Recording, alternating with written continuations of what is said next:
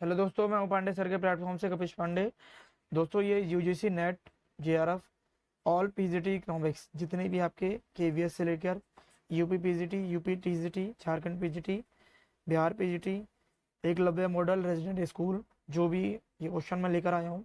दोस्तों, अपने क्वेश्चन की तरफ चलते हैं। क्या रखा है कि न्यूनतम कुल मांग, न्यूनतम कुल त्याग के सिद्धांत का संबंध।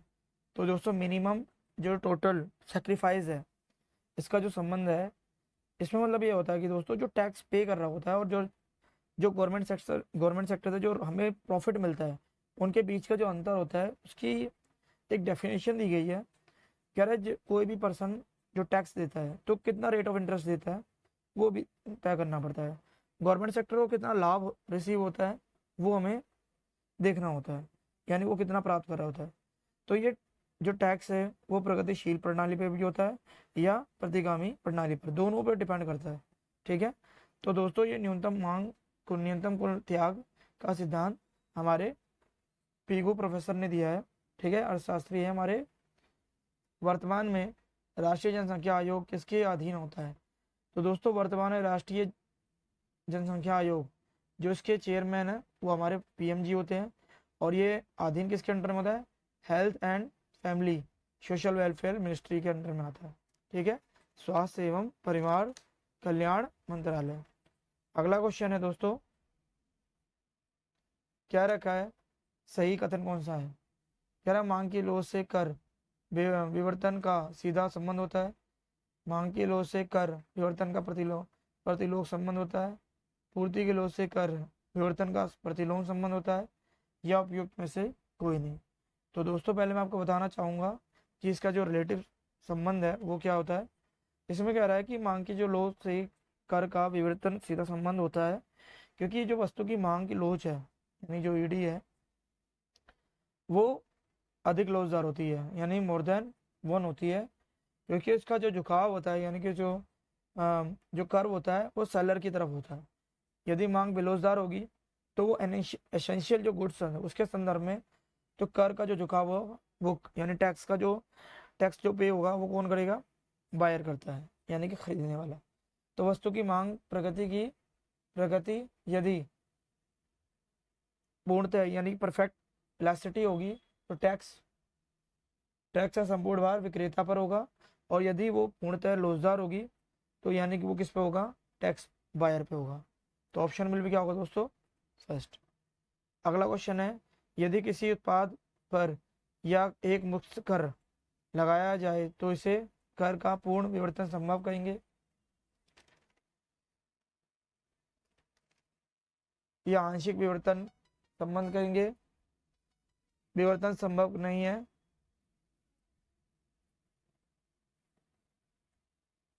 दोस्तों, इसमें दूसरा ऑप्शन है आंशिक विवर्तन संभव, या विवर्तन संभव नहीं, या विवर्तन संभव है। तो दोस्तों, मैं आपको बताना चाहूँगा कि एक मुक्त कर जब किसी फर्म पर लगाया जाता है तो उसका जो प्रोडक्शन होता है, उससे कोई क्या बोलते हैं? इनकम, सेलर या प्रॉफिट से नहीं होता, बल्कि वो फिक्स कॉस्ट की तरह होता है। किससे होता है? फिक्स कॉस्ट, यानी स्थिर लागत पर डिपेंड करता है। और ये शॉर्ट टर्म के लिए होता है। एक मुक्त कर जो होता है वो शॉर्ट टर्म के लिए उपलब्ध होता है, जिसमें मार्जिनल कॉस्ट इफेक्टिव नहीं होता, जिसमें मार्जिनल कॉस्ट हमारा क्या होता है? इफेक्टिव नहीं होता। और फर्म उत्पादन करना चाहती है लेकिन टैक्स लगाने से पहले कर रही होती है वो, लेकिन जब वो उस पर किसी फर्म में जब नॉर्मल टैक्स लग जाता है तो वो नॉर्मल प्रॉफिट रिसीव करना चाहता है। ठीक है। तो इसमें ये क्या रखा है कि यदि किसी उत्पाद पर एक मुक्त कर लगाया जाता है, यानी कि पीछे पेज पे था यहाँ पर, तो उसमें ये क्या रखा है कि इसका जो विवर्तन है संभव होगा। ठीक है।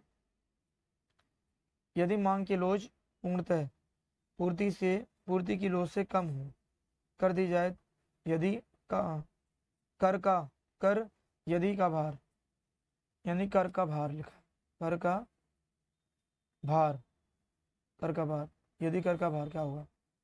यानी कि क्रेता पर अधिक होगा, विक्रेता पर अधिक होगा, दोनों पर बराबर होगा, केवल विक्रेता पर होगा। तो दोस्तों, इसमें क्या रखा है? जो ईडी है, जो मांग की लोच है, वो लेस देन सप्लाई, यानी ईडी इससे कम हो जाए, यानी पूर्ति की लोच से कम हो, तो टैक्स क्रेता पर अधिक होगा। यानी किस पर अधिक होगा? क्रेता पर। तो ऑप्शन में भी क्या होगा दोस्तों? फर्स्ट होगा, क्योंकि जो हमारी एसेंशियल गुड्स है हम उसमें चेंजेस नहीं कर सकते। जो हमारी आवश्यक वस्तुएं हैं, चाहे वो विलासिता हो चाहे जो मर्जी हो, उनकी मांग वैसे ही रहेगी जैसी उनको चाहिए, ठीक है। लेकिन जब लंबा समय हो जाता है उस पर हम चेंजेस कर सकते हैं, ठीक है। करारोपण के कारण कीमत में सबसे अधिक वृद्धि होगी जब वस्तु का उत्पादन स्थिर लागत की दिशा में हो रहा हो, वृद्धि लागत की दिशा में हो रहा हो, ह्रासमान लागत की दिशा में हो रहा हो, या परिवर्तनशील लागत की दिशा में हो रहा हो। तो दोस्तों इसमें हमारा जो होता है डिमांड और सप्लाई कर्व जो बनता है हमारा, ये प्राइस होता है, ये क्वांटिटी, यहाँ पर ये इसका कर्व है दोस्तों, यहाँ पर जो मैं आपको समझाना चाह रहा था। इसमें यही है कि जो करारोपण के कारण कीमत में सबसे अधिक वृद्धि होगी जब वस्तु का उत्पादन, यानी कि करारोपण के कारण कीमत में सबसे अधिक वृद्धि होती है, यानी टैक्स जब लग जाता है किसी गुड्स पे तो उसका प्राइस ऑटोमेटिक बढ़ जाता है। क्या हो जाता है? ऑटोमेटिक बढ़ जाता है। दोस्तों क्वेश्चन में यही है, जब भी किसी गुड्स पर टैक्स लगता है तो ऑटोमेटिक उसका प्राइस बढ़ जाता है। तो दोस्तों इसमें क्या होगा? अधिक वृद्धि होगी तो वो भार किस पे जाता है? क्रेता पर जाता है। तो इसमें यही है कि ह्रासमान लागत की दिशा में ये हो रहा होता है। अगला क्वेश्चन है, इनमें से सही कथन क्या है?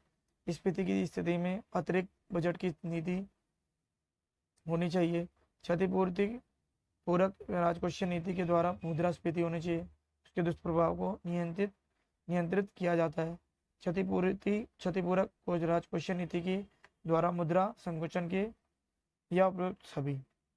तो इसमें क्या रखा है दोस्तों? जो क्षतिपूर्ति राजकोषीय नीति है उसमें कह रहा है मुद्रा पूर्ति, मतलब मुद्रा स्फीति और मुद्रा संकुचन में उसका जो प्रसार है मुद्रा का, उसको कंट्रोल किया जाता है। किसको किया जाता है? मुद्रा को कंट्रोल किया जाता है। तो इसमें ये नियंत्रित किया जाता है, यही चीज़ बता रखा है।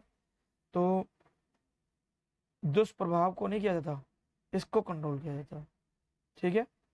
तो इसमें सारे ही ऑप्शन आएंगे हमारे, ठीक है, ये सारी चीज़ें। अगला क्वेश्चन है, बीडी के प्रमेय संबंध है। तो दोस्तों बीडी जो प्रमेय संबंध है ये सार्वजनिक लोन पर क्लासिफिकेशन उन्होंने दिया है। तो ऑप्शन में भी क्या होगा दोस्तों? सार्वजनिक ऋण के शोधन से, सार्वजनिक ऋण के भार से, सार्वजनिक ऋण के प्रबंधन सिद्धांत से, सार्वजनिक ऋण के वर्गीकरण से। तो दोस्तों ऑप्शन में क्या होगा दोस्तों? 4 होगा। क्या होगा? 4। अगला क्वेश्चन है, कह रहा है प्रतिष्ठित अर्थशास्त्रियों में वह अर्थशास्त्री जो सार्वजनिक ऋणों को बोझ नहीं मानते। एडम स्मिथ को, रिकार्डो को, मल्थस को, या उपयुक्त सभी। इसमें क्या रखा है दोस्तों? जो प्रतिष्ठित अर्थशास्त्री हैं वह अर्थशास्त्री जो पब्लिक लोन को बोझ नहीं मानते।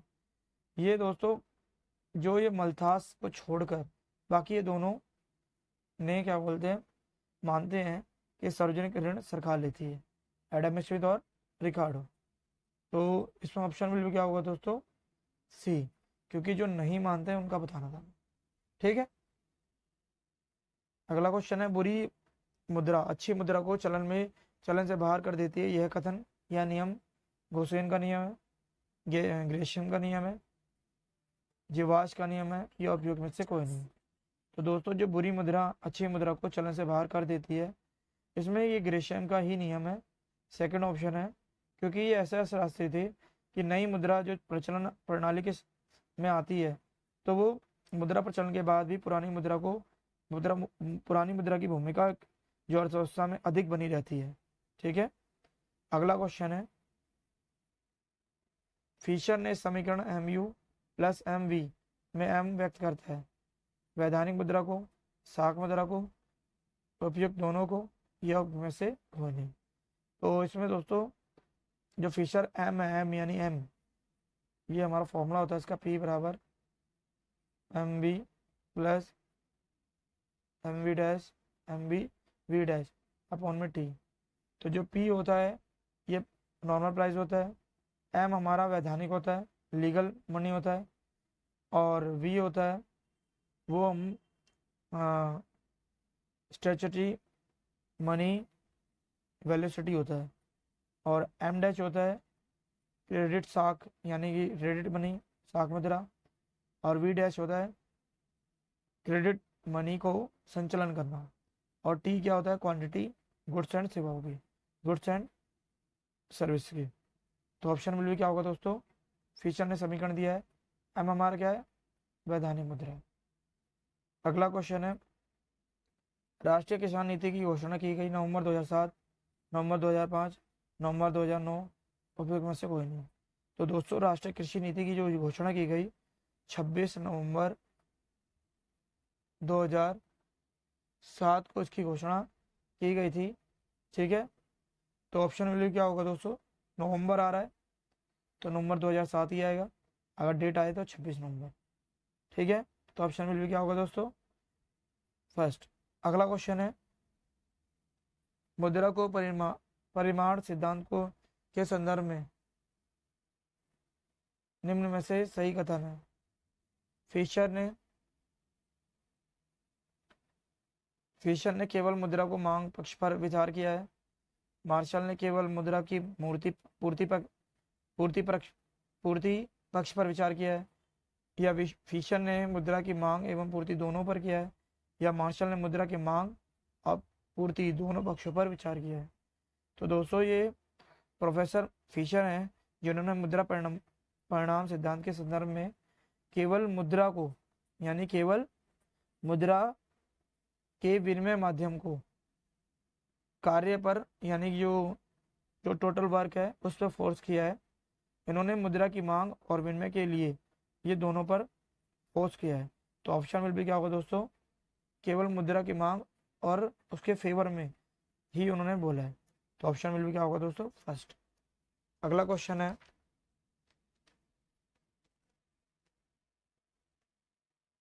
यदि बेरोजगारी के साथ कीमतों में भी वृद्धि हो जाए। अब देखो लोग अगर बेरोजगार हैं, उनके पास इनकम का सोर्स नहीं है और गुड्स का प्राइस और बढ़ा दिया जाए, तो ऐसी स्थिति को क्या कहा जाएगा दोस्तों, स्टैगफ्लेशन, मुद्रास्फीति, मुद्रा अपस्फीति, या मुद्रा प्रत्यस्फीति, या उपयुक्त सभी। तो ऑप्शन में भी क्या होगा दोस्तों इसका, जब भी ऐसा कभी होता है लोग अनएम्प्लॉयमेंट है, उनका यानी इनकम उनको नहीं मिल रही है और प्राइस और गुड्स का बढ़ता जा रहा है, तो उसको हम स्टैगफ्लेशन कहते हैं। ठीक है, अगला क्वेश्चन है, वास्तविक समग्र मांग और वांछित समग्र मांग के बीच की अधिवाक्य की को कहा जाता है, अधिक्य को कहा जाता है, अधिक्य को कहा जाता है मांग की अधिक्य, मांग का अभाव, स्फीतिक अंतराल, या स्फीतिक अंतराल। तो दोस्तों जब भी एडी वांछित समग्र मांग के बीच यानी रियल में जो डिमांड है और जो हम चाहते हैं जो अधिक्य जब हो जाता है, यानी कि तो ऐसी स्थिति में क्या होता है, जो वास्तविक समग्र मांग और वांछित समग्र मांग के बीच के जो अधिक्य को स्फीतिक अंतराल कहा जाता है। क्या कहा जाता है, स्फीतिक इन्फ्लेशनरी गैप कहा जाता है। ठीक है, क्योंकि प्रोफेसर केन्स ने ही इसकी दृष्टिकोण को मतलब क्लासिकल दृष्टिकोण को अस्वीकारा था, तो अपना इन्होंने मत दिया था उसमें। ठीक है, अगला क्वेश्चन है, फिलिपन्स वर्क निम्न संबंध को व्यक्त करता है।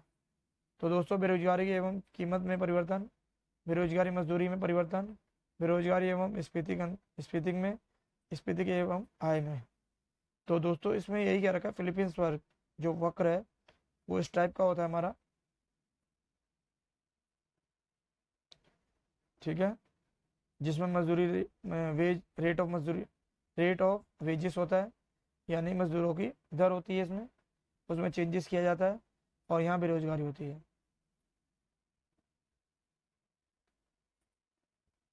तो इसमें क्या रखा है, जो फिलिपींस वर्ग है वक्र वो किसको दर्शाता है। तो दोस्तों ये बेरोजगारी एवं स्फीति की स्थिति को दर्शाता है। किसको दर्शाता है, बेरोजगारी और स्फीति को दर्शाता है। तो ऑप्शन में भी क्या होगा दोस्तों, थर्ड होगा, क्योंकि फिलीपींस एक ब्रिटेन के अर्थशास्त्री हैं। उन्होंने 1861 से लेकर और 1957 तक बेरोजगारी की परसेंटेज को और मॉनेटरी रेट ऑफ वेजेस को होने वाले चेंजेस को उससे संबंधित आंकड़े को विश्लेषण किया था। ठीक है। अंतर्राष्ट्रीय व्यापार का आधार नहीं होता तुलनात्मक लागतों में अंतर, श्रम विभाजन, श्रम गतिशीलता, साधनों की उपलब्धता। तो दोस्तों अंतर्राष्ट्रीय व्यापार का जो आधार है वो नहीं है, वो क्या है, श्रम गतिशीलता नहीं है। ठीक है। तो ऑप्शन विल भी क्या होगा दोस्तों, थर्ड होगा। ठीक है। अगला क्वेश्चन,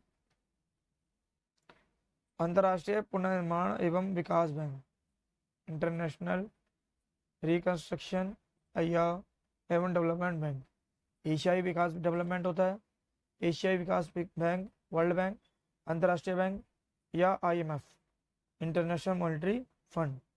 तो इसमें ऑप्शन विल भी क्या होगा दोस्तों, एक भैया वर्ल्ड बैंक है हमारा। ठीक है, IRDB जिसे बोलते हैं। ठीक है, ध्यान रखना। प्रोफेसर हेक्सर हेक्सर ने प्रतिपादन किया था, हेक्सर और लीन ने, दो देशों के व्यापार के लागतों में जो रियलिटी अंतर है वो उन्होंने कारण को बताया था। ठीक है। अगला क्वेश्चन है, जो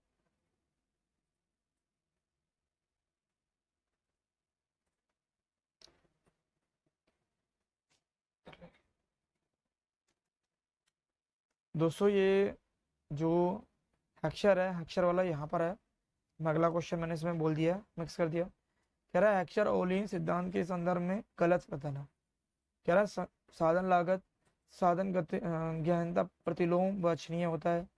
विभिन्न देशों में साधनों की उपलब्धता में अंतर, विभिन्न देशों में किसी एक उत्पाद की उत्पादन सालन में या में से कोई नहीं। तो दोस्तों कभी भी हेक्सर या ओलिन सिद्धांत का संदर्भ में आता है जो गलत है वो हमारा थर्ड ऑप्शन होगा।